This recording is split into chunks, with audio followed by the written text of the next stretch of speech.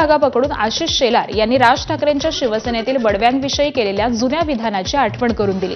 मात्र त्यावरून पंढरपुरातील बडवे समाज हा आक्रमक झाल्याचं पाहायला मिळालं। बडवे समाजातील एका तरुणानं शेलारांना फोन करून बडवे समाजाचं राजकारण करू नका असा इशारा दिला।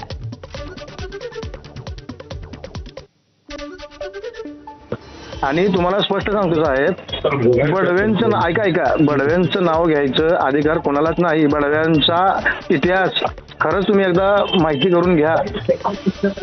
आज अफजल खान इथं स्वारी करून आला होता, औरंगजेब आला होता, प्लेगच्या काळामध्ये मंदिराचं संरक्षण बडव्यांनी केलंय।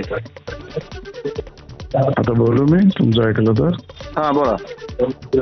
तुमचा गैरसमज होतोय, पूर्ण प्रेस बघितले तर गैरसमज होणार नाही। अहो पण बडवे नाव कशासाठी आम्हाला त्रास होतो ना साहेब इथं, त्यामुळे तुमच्या त्रासाला मी समजून घेतो। तुमचा गैरसमज होता, मी बडव्यांच्या विरोधात बोललेलो नाही, नंबर 1। मी ते तुम्हाला लिहून दिलंय। 2, मी जे बोललो ते राज ठाकरे पार्टी सोडताना तो बडव्यांवर बोलला आहे। कोण? राज ठाकरे। मान्य 100%। आज आमची परिस्थिती इतकी वाईट अवस्थेत आहे साहेब, 10 ते 15 हजार लोकांचा समाज अक्षरशः रस्त्यावर या काँग्रेसच्या काळात काढलेला आहे सगळा। आज इतक्या वाईट अवस्थेत आमचा समाज असताना हे नाव येतं, त्याबद्दल आम्हाला वाईट वाटतं साहेब। आज मंदिराचं संरक्षण हजारो वर्षापासून बडव्यांनी केलं।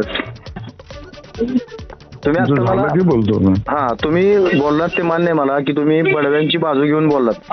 हा बोला। तुमचं म्हणणं मला पूर्ण मान्य आहे। आदित्य ठाकरे आज आणि शनिवारी छत्रपती संभाजीनगर आणि नाशिक